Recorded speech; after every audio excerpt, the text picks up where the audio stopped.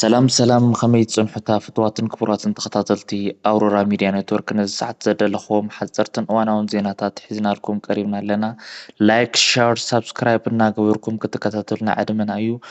ብቐንዳ ርእስታት ነጥብታት ክንፍልም ናይ መከላከያ ሰራዊታት ዝትት ንትግራይ ዘጀና ናይ ምፍርራሕ ከይዲ ሕዚ እውን ቀፂሎም ኣለዉ። ናይ መካናይዝድና ናይ ክፍለ ጦር ኣዘዝቲ ዝኾኑ ሰባት ሕዚ እውን ወያነ ዝበልዎ ሓይሊ ኣብ ወልቃይት ኮይኖም ክፃረፉ ተሰሚዖም ኣለዉ። ኣብዚ ሰሙን ዘውዲ በላይነህና ቀዳምት መንግስቱ ዝተባሃሉ ክልተ ጀነራላት ሕዚ እውን ወያነ ንራብዓይ ግዜ ይዘጋጀው ኣለዉ። እቲ ውግእ ግን ናይ ቴክኖሎጂ እዩ ዝብል መፈክርታት ኣስሚዖም ነይሮም። ኣብ ዝርዝሩ ክንገልፀልኩም ኢና። ኤርትራ ኣብ ኢትዮጵያ ውሽጢ ኣብ ብዝበዛ ተግባር ተሰማርያ ኣላ ክብል ናይ ብልጽግና ውጭ ጉዳይ ሚኒስተር ገሊጹ። ብተወሳኺ ናይ ኤርትራ ፕሬዚዳንትና ንናይ ኤርትራ ምሁራን ወራሪነትና ብዘራፊነት ከሲሱ። ዝርዝሩ ሒዝናልኩም ኣለና። ናይ ቻይና ናይ ማዕድን መውፅእቲ ምስ ወታደራዊ ኣመራርሓ ብምዃን ኣብ ትግራይ ዝገበርዎ ዘይሕጋዊ ወርቂ ናይ ምውፃእ ከይዲ ዝተመልከተ ሪፖርት ወፂኡ ኣሎ። ብተወሳኺ ኮሚሽኑ ከም ዝገልጾ ናይ ኤርትራና ናይ ኢትዮጵያ ሓይልታት 5 ቢልዮን ዶላር ዝግመት ጉድኣት ኣብ ትግራይ መሰረታዊ ልምዓት ከም ዘብፅሑ ኣብ መጽናዕቱ ኣረጋጊጹ። ተወሳኺ ሒዝና ኣለና። 57,000 ኤርትራውያን ናብ ኢትዮጵያ ከም ዝተሰደዱ ሓደ መጽናዕቲ ገሊጹ። እቲ ናይ ኤርትራ ገዛዛ ብፍላይ ኣብ ዓፋር ህዝቢ ብዝተፈለየ ጉድኣት ከም ዘብፅሐሉ ተገሊጹ። ድሕሪ እዚ ሓጻር መሰጋገሪ ናብ ዝርዝሮም ክንሰግር ናይ መከላከያ ሰራዊት ኣዘዝቲ ናይ ትግራይ ዘመቻና ፀለመ ሕዚ እውን ቀፂሎም ኣለዉ። ናይ መካናይዝድና ክፍለ ጦር ኣዘዝቲ ዝኾኑ ጀነራላት ወያነ ዝበልዎ ሓይሊ ኣብ ወልቃይት ኮይኖም ክፍክርሉ ከም ዝውዕሉ ተሰሚዑ ኣሎ።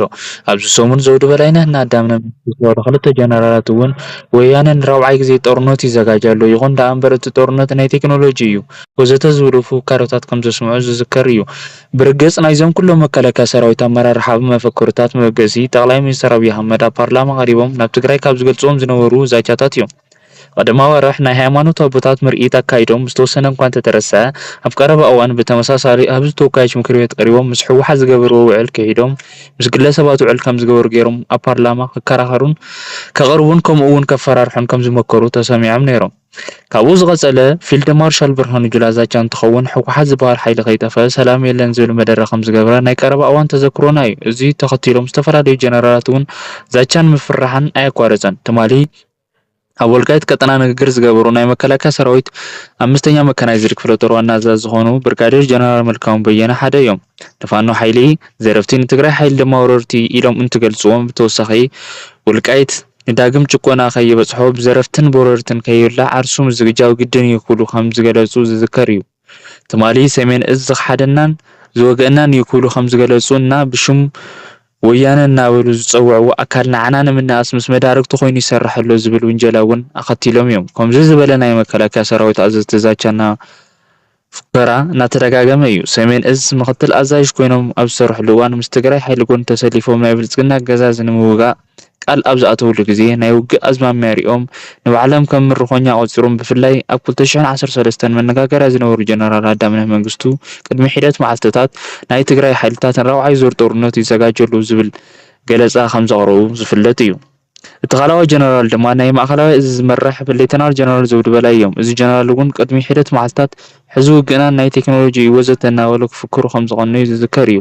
ከምዚ ዝበለ መልክዕ ተኸታታልነት ብዘለዎ መንገድን ምስ ተቐናጀወ ዳግም ኣብ ህዝቦም ጦርነት ንምእዋጅ ዝፍክሩ ሲቪልና ወታደራዊ ኣመራርሓ ብኻሊእ ወገን ድማ ናይ ጦርነት ዛቻ ይበፅሐና እዩ ኢሎም ክገልጹ ምድማጽ ብጣዕሚ ዝገርምን ዘደንጽውን ተግባር ዝኸውን በዚ ምክንያት እዩ። ኤርትራ ኣብ ኢትዮጵያ ውሽጢ ኣብ ዝበዛ ተግባር ተሰማርያ ኣላ ክብሉ ግድዮን ጥመተስ ተዛሪቦም። ናይ ወፃኢት ጉዳያት ሚኒስተር ንናይ ኤርትራ ፕሬዚዳንትና ናይ ኤርትራ ምሁራን በወራሪነትና ብዘራፊነት ከሲሱ። ጠቅላይ ሚኒስትር ኣብይ ኣሕመድ ቅድሚ ዝተወሰኑ ዓመታት ብኢትዮጵያ ፍቅሪ ዝዓበዱን ዝነደዱን እዮም ኢሎም ከመግስዎም ዝፀንሑ ንናይ ኤርትራ ፕሬዚዳንት ኢሳያስ ኣፈወርቂ ካብ ቀረባ እዋን ግዜ ንድሓር ድማ ንናይ ኢትዮጵያ ንምፍራስን ናይ ምዝራፍን ባህሪ ዘለዎም እዮም እናበሉ ይገልጽዎም ኣለዉ።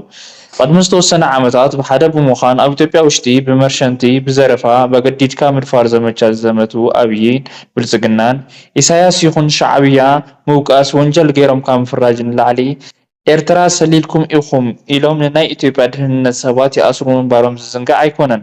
ብ1990 ዝተፈጸመ ናይ ሻዕብያ ወራር እውን ኣብ ኢትዮጵያ ዝተኸፈተ ከይኮነስ ብትግራይ ዝተገበረ ገይሮም ከም ዝተናገሩ ዝዝንጋዕ ኣይኮነን። ናይ ቻይና ማዕድን መውፀቲ ምስ ወተሃደራዊ ኣመራርሓ ብምዃን ኣብ ትግራይ ዝከናወን ህገወጥ ወርቂ ናይ ምውፃእ ስራሕ ከይዲ ዝተመልከተ ሪፖርት ወፂኡ ኣሎ።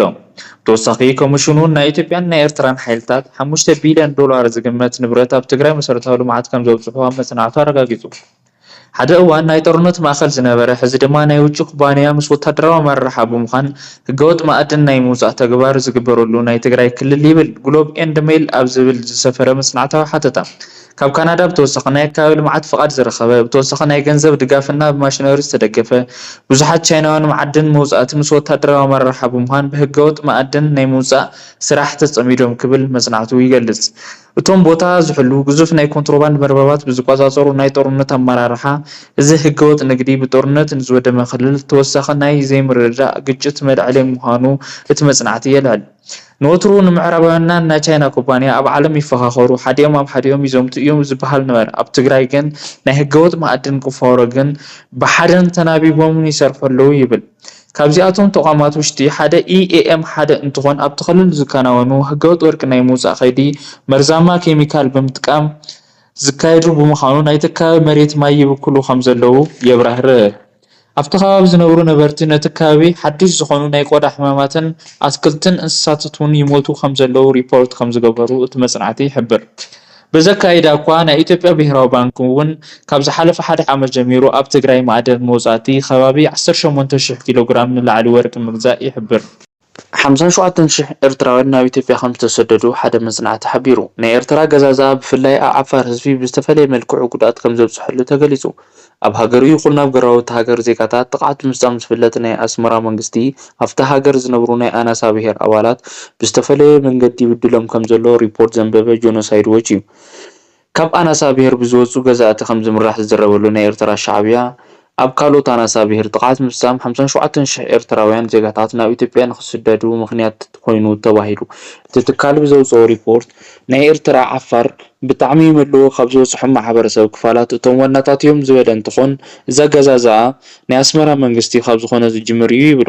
ናይ ኤርትራ መንግስቲ ናይ ዓፋር ማሕበረሰብ ካብ ጥንቲ መንበሪኡ እንዳፈናቀለ መተሓዳደሪ ናይ ዓሳ መስማድ ስራሕ እውን እናመንተለ ናይ ጃምላ እስራት እናፈፀመ ቀፂሉ ይብል እቲ ሓተታ።